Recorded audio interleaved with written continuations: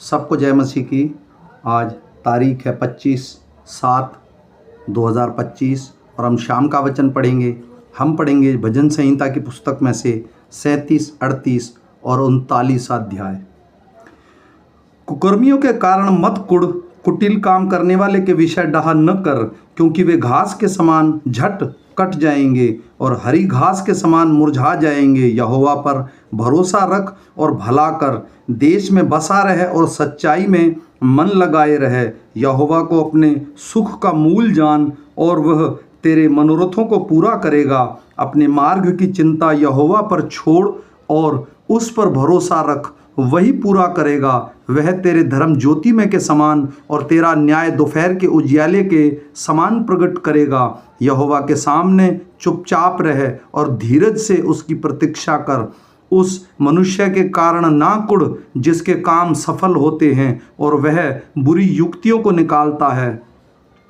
क्रोध से परे रहे और जलजलाहट को छोड़ दे। मत कुढ़, उससे बुराई ही निकलेगी, क्योंकि कुकर्मी लोग काट डाले जाएंगे और जो यहोवा की बाट जोहते हैं वे पृथ्वी के अधिकारी होंगे। थोड़े दिन के बीतने पर दुष्ट रहेगा ही नहीं और तू उसके स्थान को भली भांति देखने पर भी उसको न पाएगा। परंतु नम्र लोग पृथ्वी के अधिकारी होंगे और बड़ी शांति के कारण आनंद मनाएंगे। दुष्ट धर्मी के विरुद्ध बुरी युक्ति निकालता है और उस पर दांत पीसता है, परंतु प्रभु उस पर हंसेगा, क्योंकि वह देखता है कि उसका दिन आने वाला है। दुष्ट लोग तलवार खींचे हुए, धनुष चढ़ाए हुए हैं, ताकि दीन दरिद्र को गिरा दें और सीधी चाल चलने वालों को वध करें। उनकी तलवारों से उन्हीं के हृदय छेदेंगे और उनके धनुष तोड़े जाएंगे। धर्मी का थोड़ा सा धन दुष्टों के बहुत से धन से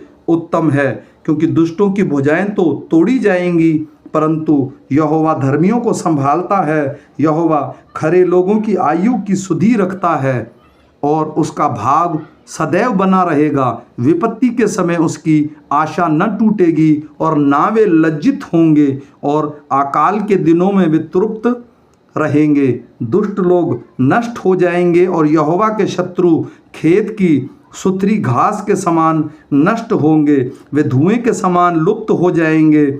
दुष्ट ऋण लेता है और भरता नहीं, परंतु धर्मी अनुग्रह करके दान देता है, क्योंकि जो उससे आशीष पाते हैं वे तो पृथ्वी के अधिकारी होंगे, परंतु जो उससे शापित होता है वे नष्ट हो जाएंगे।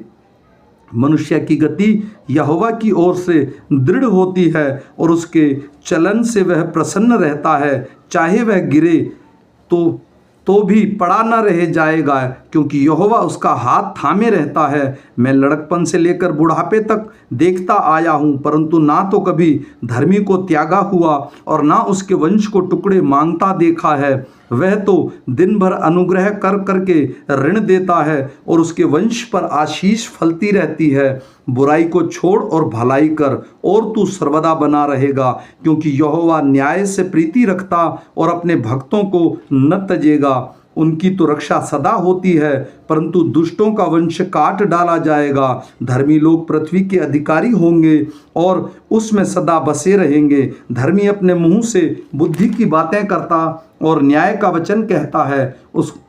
उसके परमेश्वर की व्यवस्था उसके हृदय में बनी रहती है, उसके पैर नहीं फिसलते। दुष्ट धर्मी की ताक में रहता है और उसे मार डालने का यत्न करता है। यहोवा उसको उसके हाथ में न छोड़ेगा और उसका विचार किया जाए तब वह उसको दोषी ना ठहराएगा। यहोवा की बाट जोता रहे और उसके मार्ग पर बना रहे, और वह तुझे बढ़ाकर पृथ्वी का अधिकारी कर देगा। जब दुष्ट काट डाले जाएंगे तब तू देखेगा। मैंने दुष्ट को बड़ा प्रकर्मी और ऐसा फैलता हुआ देखा, जैसे कोई हरा पेड़ अपनी निजी भूमि में फैलता है, परंतु जब कोई उधर से गया तो देखा कि वह वहाँ है ही नहीं, और मैंने भी उसे ढूंढा परंतु कहीं ना पाया। खरे मनुष्य पर दृष्टि कर और धर्मी को देख, क्योंकि मेल से रहने वाले पुरुष का अंतफल अच्छा है, परंतु अपराधी एक साथ नष्ट किए जाएंगे।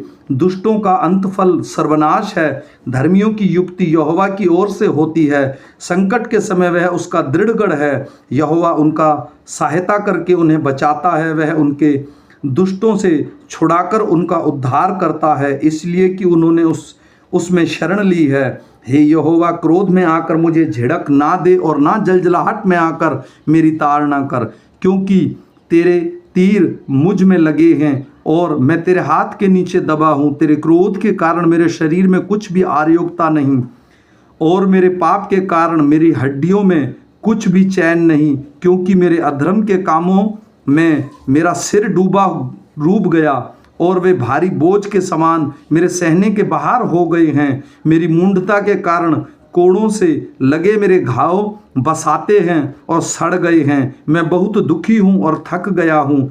दिन भर में शोक का पहरावा पहने हुए चलता फिरता हूँ, क्योंकि मेरी कमर में जलन है और मेरे शरीर में आर्योगता नहीं।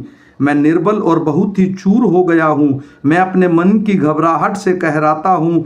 हे प्रभु, मेरी सारी अभिलाषा तेरे सम्मुख है और मेरा कराना तुझसे छिपा नहीं। मेरा हृदय धड़कता है, मेरा बल घटता जाता है और मेरी आंखों की ज्योति भी मुझसे जाती रही।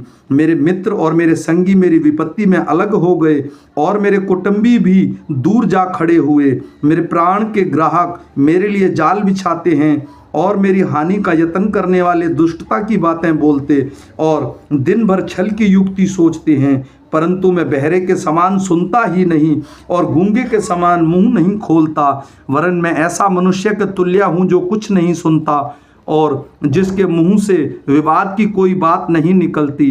परंतु हे यहोवा, मैंने तुझ पर अपनी आशा लगाई है। हे प्रभु मेरे परमेश्वर, तू ही उत्तर देगा, क्योंकि मैंने कहा ऐसा ना हो कि वे मुझ पर आनंद करें। जब मेरा पांव फिसला जाता है तब वे मुझ पर अपनी बढ़ाई मारते हैं, क्योंकि मैंने तो अब गिरने पर ही हूँ और मेरा शोक निरंतर मेरे सामने है। इसलिए मैं तो अपने धर्म को प्रकट करूँगा और अपने पाप के कारण खेदित रहूँगा। परंतु मेरे शत्रु फुर्तीले और सामर्थी हैं और मेरे बैरी मुझ बहुत हो गए हैं, जो भलाई के बदले में बुराई करते हैं। वे भी भलाई के पीछे चलने के कारण मेरे विरोध करते हैं। हे यहोवा, मुझे छोड़ ना दे।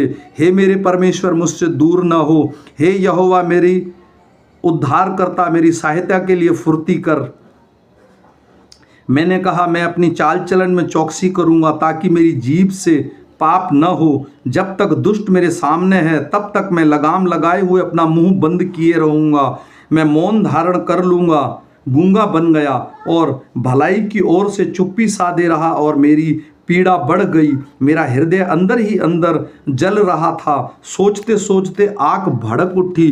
तब मैं अपनी जीभ से बोल उठा, हे यहोवा, ऐसा कर कि मेरा अंत मुझे मालूम हो जाए और यह भी मेरी आयु के दिन कितने हैं, जिससे मैं जान लूँ कि कैसा अनित्य हूँ। देख, तू मेरी आयु बलिष्ठ भर की रखी है और मेरा अवस्था तेरी दृष्टि में कुछ भी नहीं। सचमुच सब मनुष्य कैसे भी स्थिर क्यों ना हो तो भी व्यर्थ ठहरते हैं। सचमुच मनुष्य छाया सा चलता फिरता है।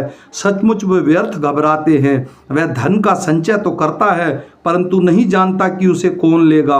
अब हे प्रभु, मैं किस बात की बाट जो हूँ? मेरी आशा तो तेरी ओर लगी है। मुझे तेरे सब अपराधों के बंधन से छुड़ा ले। मूढ़ मेरी निंदा ना करने पाए। मैं गूंगा बन गया और मुंह ना खोला, क्योंकि यह काम तू ही ने किया है।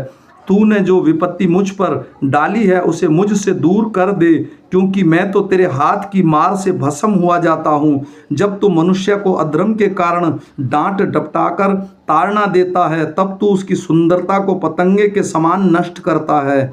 सचमुच सब मनुष्य व्यर्थ मान करते हैं। हे यहोवा, मेरी प्रार्थना सुन और मेरी दुहाई पर कान लगा। मेरा रोना सुनकर शांत न रह, क्योंकि मैं तेरे संग एक परदेशी यात्री के समान रहता हूँ और अपने सब पुरखाओं के समान परदेसी हूँ। आह, इससे पहले कि मैं यहाँ से चला जाऊँ और न रहूँ, मुझे बचा ले, जिससे मैं प्रतीत जीवन प्राप्त करूँ। आमीन। फिर मिलेंगे सुबह के वचन के